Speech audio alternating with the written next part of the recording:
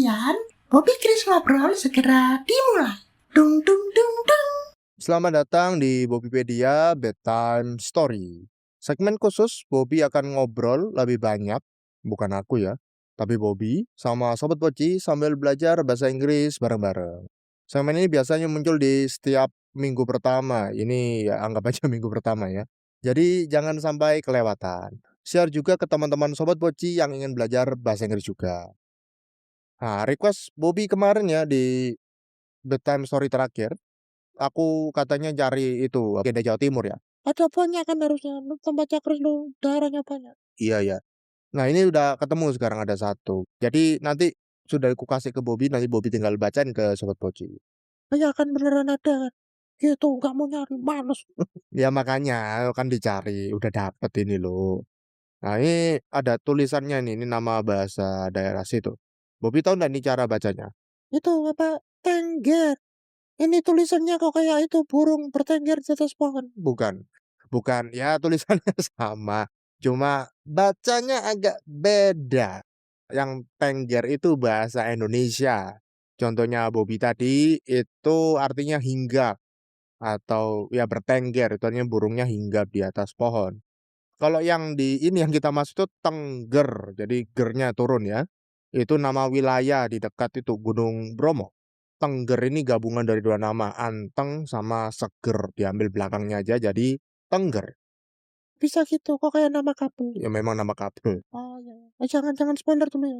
Jangan spoiler dulu.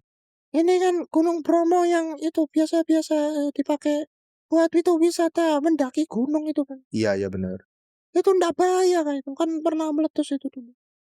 Ya udah kayaknya udah enggak sih. Aku cek terakhir itu 2019 dia meletus. Sekarang anggapannya kayak apa ya, gunung tidak aktif lah. Dan memang betul seperti Bobby bilang jadi tempat wisata buat lihat matahari terbit biasanya. Karena pemandangannya bagus dari gunung, di atas gunung. Lihat matahari terbit tuh pakai naik gunung lu capek kan. Kan mau lihat matahari terbit lihat dari jendela kan ya selesai kan udah kelihatan buka jendela rumah kelihatan matahari terbit tuh. Ya belum pernah naik gunung sih aku sebenarnya, tapi kalau yang pernah naik gunung itu ceritanya banyak yang bilang, ya di atas gunung itu kalau lihat matahari terbit itu jauh lebih bagus gitu. Barengan itu ya kayak matahari terbenam biasanya kan itu bagus di pantai. Iya benar. Kalau matahari terbit itu di gunung jadi kayak pasangannya matahari terbenam ya di pantai. Matahari terbit bagus lihat di gunung. Ya mungkin bisa gitu ya.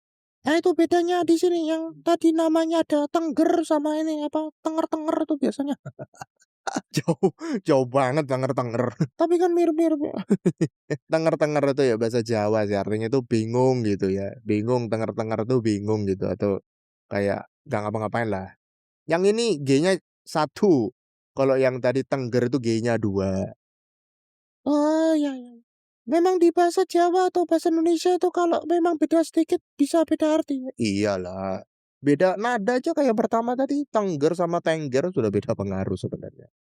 Bobby mau bacakan cerita legenda lagi ini dari tempat Cakris ya, Jawa Timur. Itu tadi dekat Gunung Bromo. Itu ada legenda Tengger. Diambil dari folklore-lover.blogspot.com. Teks ceritanya dalam versi bahasa Inggris dan Indonesia. Sobat Poci bisa cek di deskripsi ya. Selamat mendengarkan.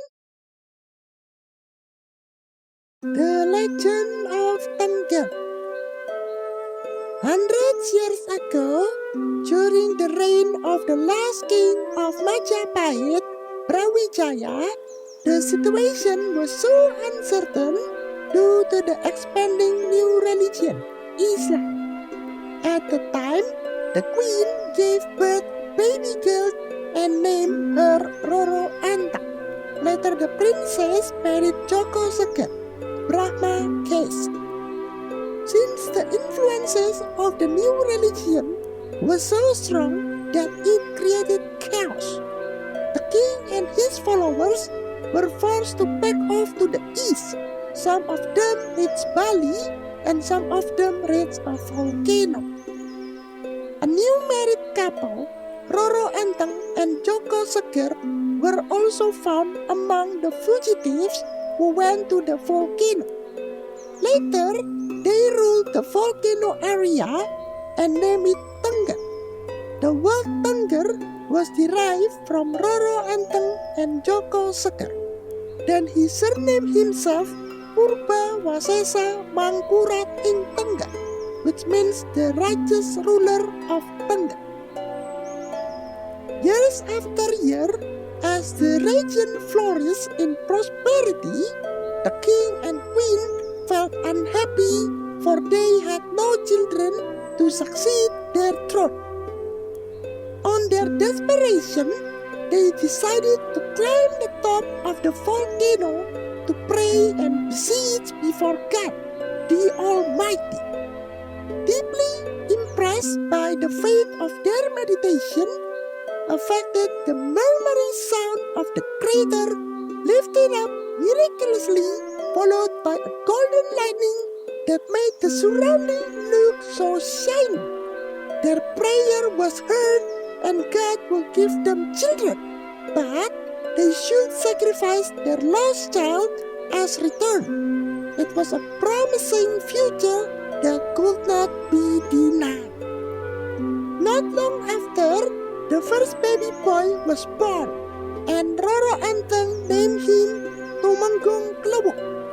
Child after child was born during the years, and it reached 25 in number, to whom she gave the name Kesuma for the last child.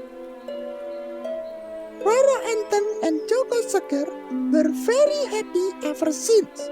Love and affection were imparted among their children. Happiness lingered on years after years, but a dull and sad feeling still haunted them, for their promise would be claimed one day. They realized that they could not run from the fact, a bitter disappointment of losing a child shot through their brains. The day came that God reminded them of that promise which could not be avoided. As they felt how cruel it was to sacrifice their beloved child, they decided to break their promise by not offering him to the god. They brought away their children in order to save their last child from the offering. They tried to find a place to hide. However, they could not find a way. All of a sudden, the dreadful eruption of the volcano followed to where they went, and miraculously Kesuma, the last beloved child, was swallowed into the crater.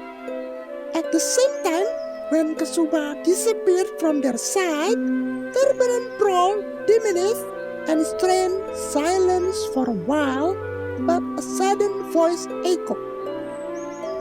"Hi, my beloved brothers and sisters.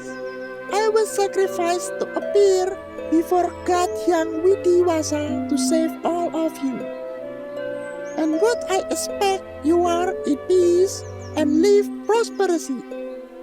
Don't forget to set mutual assistance among you and to worship God constantly, to arrange an offering ceremony annually on 14th of Kasada, the 12th month of Tenggeris calendar, by full moon, for the sake of your God Hyang Widiwasa." Kesuma's brothers and sisters held the offering ceremony annually, just like what Kesuma advised, and it was held from generation to generation up to now. Akhir ceritanya sedih ya yang ini, Sobat Boci. Kesuma dijadikan tumbal, namanya you juga janji harus ditepati kan. Bobby bacakan beberapa kosakata sulit di cerita tadi beserta dengan artinya. Dengarkan baik-baik ya. Pertama ada chaos, yaitu kata sifat berarti kekacauan. Lalu fugitive, ini kata benda artinya buronan. Atau orang pelarian itu dikejar-kejar polisi kayak penjahat. Kayak maling, apapun lah itu. Righteous adalah kata sifat yaitu saleh atau benar. Ruler ini kata benda tapi bukan penggaris ya, buat apa garis ukur itu bukan. Tapi ini artinya penguasa atau pemimpin suatu daerah. Prosperity adalah kata benda, berarti makmur atau semua-semua tidak kekurangan. Throne adalah kata benda, artinya tahta atau posisi di kerajaan. Besiege ini kata kerja. Mungkin Sobat Boci jarang dengar ya, karena memang ini pakainya ndak umum. Ini sama seperti hope begitu, artinya memohon dengan sungguh-sungguh. Crater adalah kata benda, artinya kawah gunung. Kawah itu bagian paling bawah yang bisa keluar magma itu. Linger adalah kata kerja, artinya bertahan atau menetap. Dan haunt ini sama kata kerja, artinya menghantui. Ini karena tadi ya mikirin anaknya Kesuma itu tumbal, habis itu ya keinget terus lah. Bitter adalah kata sifat, artinya pahit. Dreadful kata sifat yang artinya sama dengan scary, artinya menakutkan. Dan swallowed adalah kata kerja pasif, berarti ditelan. Terakhir adalah offering, kata sifat yang berarti memberikan persembahan. Nah, gimana menurut Sobat Boci soal cerita tadi? Tulis pendapat Sobat Boci di kolom komentar ya, biar bisa jadi lebih baik lagi. Pesan dari cerita tadi ya, Sobat Boci jangan coba-coba tidak menepati janji. Karena ya pasti ada akibatnya. Mungkin tidak sekarang, mungkin nggak tahun depan, tapi ya suatu saat pasti ada akibat. Jadi Sobat Boci, sudah nyapa lagi hati kecilmu setelah dengar cerita ini?